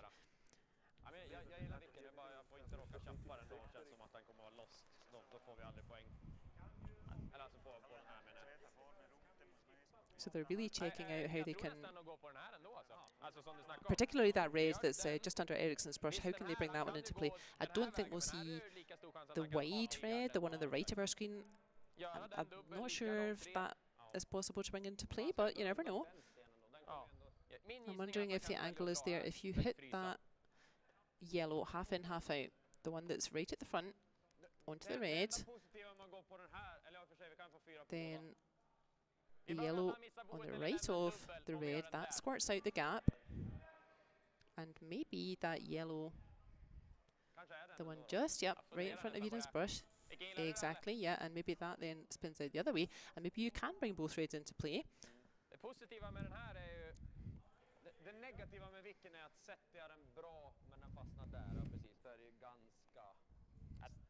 Don't spend too long chatting, guys.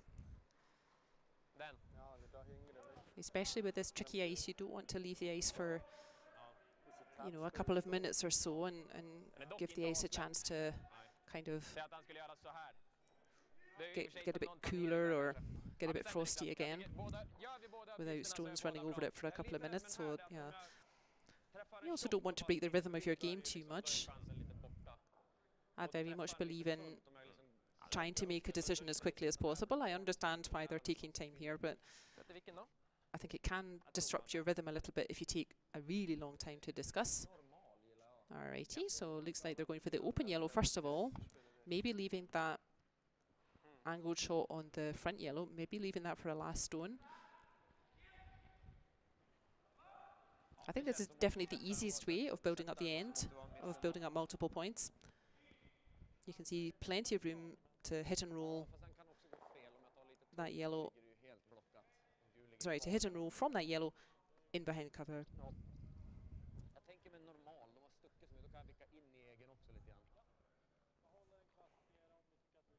So the team's looking, for me, maybe a little bit tired out there, possibly, and that may be because we have taken an hour and 3/4 for 5 ends. So I hope nobody had any dinner plans. Right. A nice, easy hit and roll in. So again, that nice, careful weight.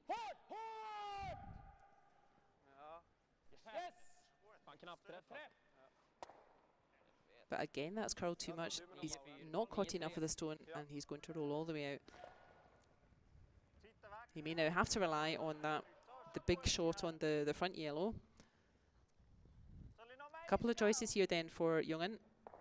I think Edin's shot at the moment would be to hit that yellow just on the right of the centre line as we see it, onto the red, and then he will ping out both the yellows.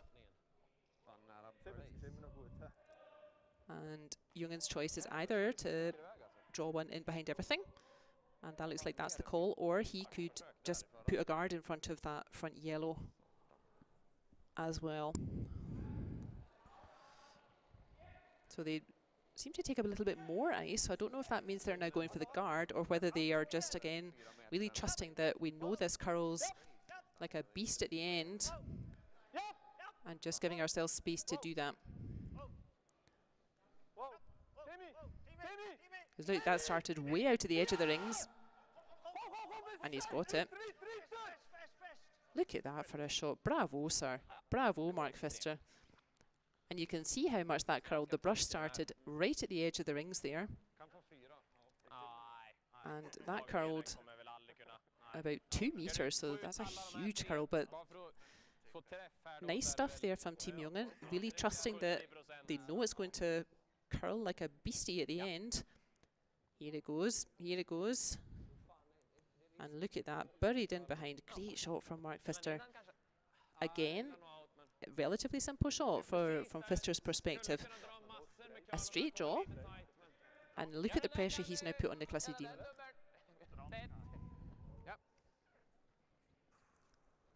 We can answer a couple more questions in the chat. I will stop immediately if Edin's about to throw. So greetings to KN. I will pass your message about the streaming technology and see if we can find someone to help you there. We are on location, so I'm up in the the viewing gallery here in Champéry. It is possible to do this from a remote site as well, but we like sitting up here and having a nice chat together up here. So here comes Edin's last shot. Plenty of reds in play. Can he bring them into play here? Oh, he was ever so close. But again, tough shot for Edin because of a just nice, simple shot from Team Jungen and Mark Vista. And they are getting, I would call this, they are getting wonned to death out there. So now this game is really starting to get away a bit from Edin. I think if I was Team Jungen, I would be very respectful that Edin he can definitely get 4 points back in one end, definitely. 5 points back for Team Edin. That's starting to get a bit trickier now. So again, until the 8th end, Jungen is not out of the woods. This team can score quickly, Team Edin, but this is starting to, they're starting to build a bit of a cushion, let's say. They're starting to have a bit more stability, but they will be sticking to the tactic again. Starting off the 6th end, you can see Edin probably getting a bit frustrated. I don't blame him. They did best I test a Kraup. I hope I pronounced that correctly. That's exactly correct. The score over Jan Hess this morning was 7-1. So Edin's team had a very bright start this morning. Again, you know, Hess is no dummy. Hess's team are making up for it. Yep, we can go and visit the other games. There we are. So Schwaller Klostner. It's 3-2 to Team Klostner. They're a handy team to watch, Klostner. Nice young up-and-coming team. And 2 up-and-coming teams here on sheet B. That's Team Schnider about to throw here with the slightly confusing yellow uniforms, but they're throwing red stones. And they are 4-3 up on young Team Heinemann. That's Team Heinemann's first season playing in this rotation. This is our featured game. Team Jungen plugging away, getting one after one to be up on Team Edin. And there's Team Hess. So that's the team that lost to Team Edin this morning. And I think indeed that game has already finished. So Team Hess really making up for a slower start this morning. 7-0 over Team Hurleman. So yeah, Team Hess no dummies, and Edin really ran away with it this morning. Although to Michaela's earlier point, indeed Team Edin didn't throw a lot of stones this morning just because their game finished early. And as we've seen, this ice can take an end or two to just get to grips with.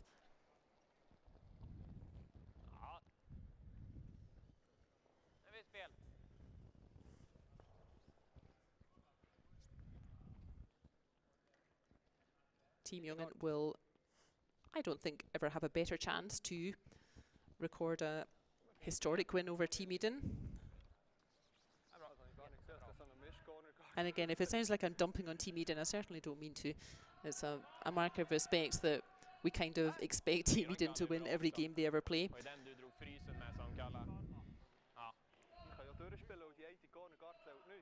And you can keep up with the interesting scores. To Staffan's point in the chat, it is interesting scoreboards today, and you can keep up with all the scores on the World Curling Tour website. That's at worldcurlingtour.org. From that homepage, you can follow the live scores from this competition. You can catch up on previous rounds. I think you can see even the scores from previous competitions. So that's a very handy resource. That's worldcurlingtour.org. Make sure you bookmark that, and you can also see what's going on World Curling Tour Facebook and World Curling Tour on Instagram. Twitter not operational just now, so don't look there. worldcurlingtour.org, World Curling Tour on Facebook, and World Curling Tour on Instagram. This is our last draw today on this first day of the Curling Masters in Champéry. Third and final round for today. Tomorrow morning we are back at 9 o'clock And we will be watching Team Retornaz against Team Magnusson. So the Italian team versus the other Swedish team here. And if you've been paying attention to my commentary for the past couple of months, you will know that I've been bursting to watch Retornaz's team. We just never quite seem to be able to watch them. So I really like watching Joe Retornaz's team from Italy, and we will get to see them up against the Swedish team Magnusson tomorrow morning at 9. The 12:30 draw is Team Klosner against Team Schnider. Again, that's 2 up-and-coming young Swiss teams. That promises to be a really exciting game. At 3:30, we have Team Peter De Cruz against Team Hösli, another young Swiss team, another young up-and-coming team. And again, I don't think Peter De Cruz, I don't think they will find that an easy point at all, especially not on this tricky ice. Team Hösli, very experienced at junior level and really up-and-coming now at in men's level. So I think that could be an interesting watch as well. And quarterfinals start tomorrow evening. So we've started with 4 groups of 4. And the top 8 will play quarterfinals tomorrow evening. Semi-finals at 9 o'clock on Sunday morning, and final at 12:30 on Sunday afternoon, all times European. Again, very unusual miss from Rasmus Frando. He's had a pretty solid game by the look of it.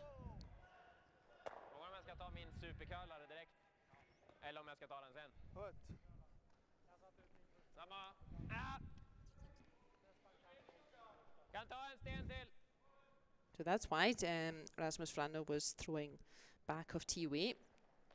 He wants to get behind those 2 yellows to provide some kind of protection. Now Oscar Eriksson has a chance.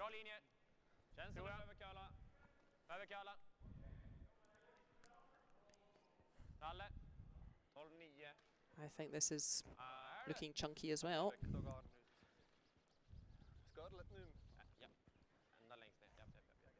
Yeah, it's a slightly better weight. It's going to hang around, but shouldn't be too difficult for Team Jungen to remove it. Niklas Edin now having to be really quite creative with ways to protect his stones in play.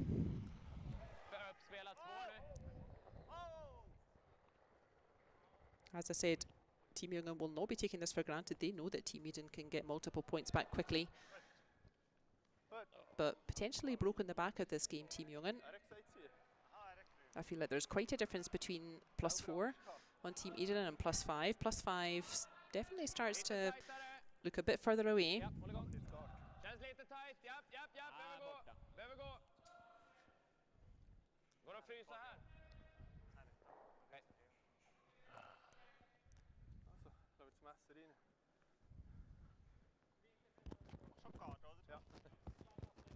A bit of a resigned sigh from Edin's team there.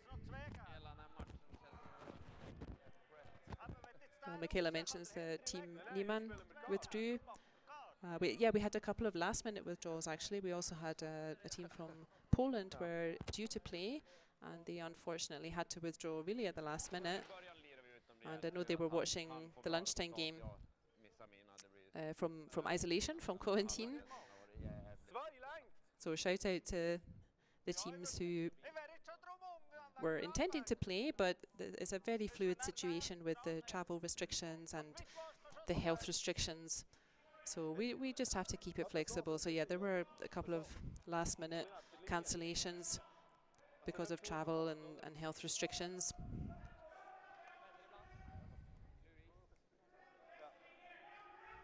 I must admit, I don't know the specifics, but yeah, as far as I understand, yeah, it's just a very fluid situation out there, and some of our teams have been affected.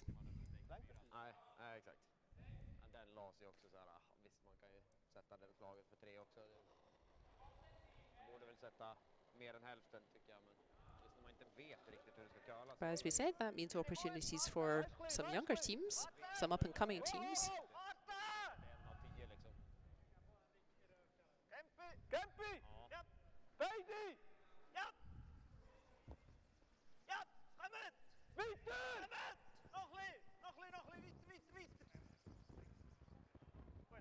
Mark Pfister having a really steady game at fourth for the Jungen team. If I say he's had simple shots, what I mean is the idea of his shots are simple. He's not having to remove multiple stones or so, but we've seen how difficult this ice is. So credit to Mark Pfister, he's having a really steady game. And just these nice straightforward shots are, we can see they've really been putting pressure on Niklas Edin. Having said that, I have also seen Niklas Edin remove about 7 stones with his last 2 shots, so let's see what he can do with this one.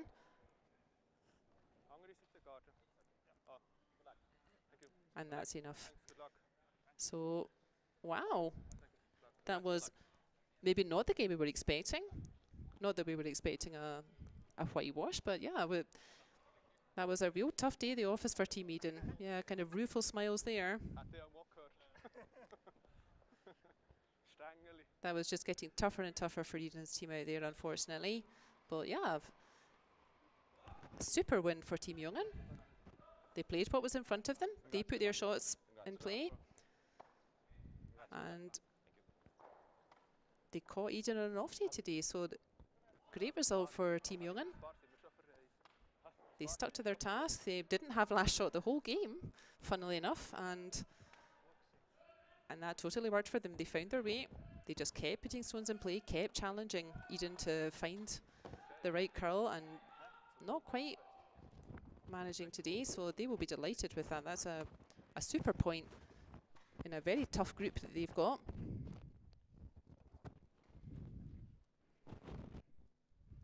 So 2 wins out of 2 for Team Jungen.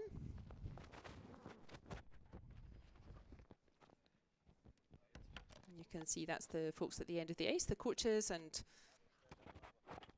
maybe a couple of the other teams coming in to watch. Not so busy as it would normally be. As we said, we're encouraging everyone to join us online in the virtual club room rather than here in person as normally we would like. So you can see several of the athletes wearing masks to keep themselves healthy and so on. But yeah, I think quite a lot of folks will be pretty impressed with that result. Great job from Team Jungen.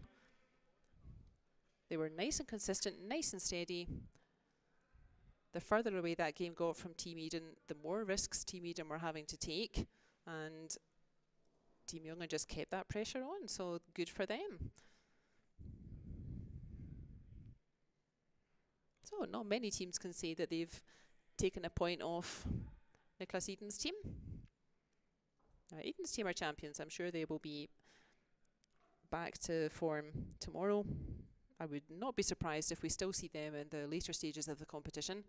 But Jungen have put themselves in a great position to qualify for quarterfinals tomorrow. They may not even need to win their final game in their round robin, which will be against Team Hess, who also had a strong win this afternoon. But Jungen on 2 wins out of 2 in Group A. Jan Hess and Niklas Edin on 1 win, 1 loss. And Team Hurleman looking for their first win. There's a nice aerial shot from the camera there. So we've got 2 games still out there. That's both the games in Group B. On the outside sheet there, we have Team Schwaller against Team Klosner. And on the neighbour sheet, sheet B, we have Team Schnider against Team Heinemann. Both close games going on, so I don't think either of these is finishing early.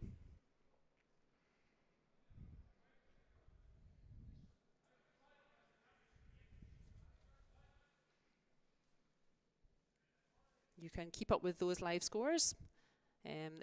Unfortunately, we can't switch the camera to follow those games, but you can keep up with those live scores on the WCT website, worldcurlingtour.org.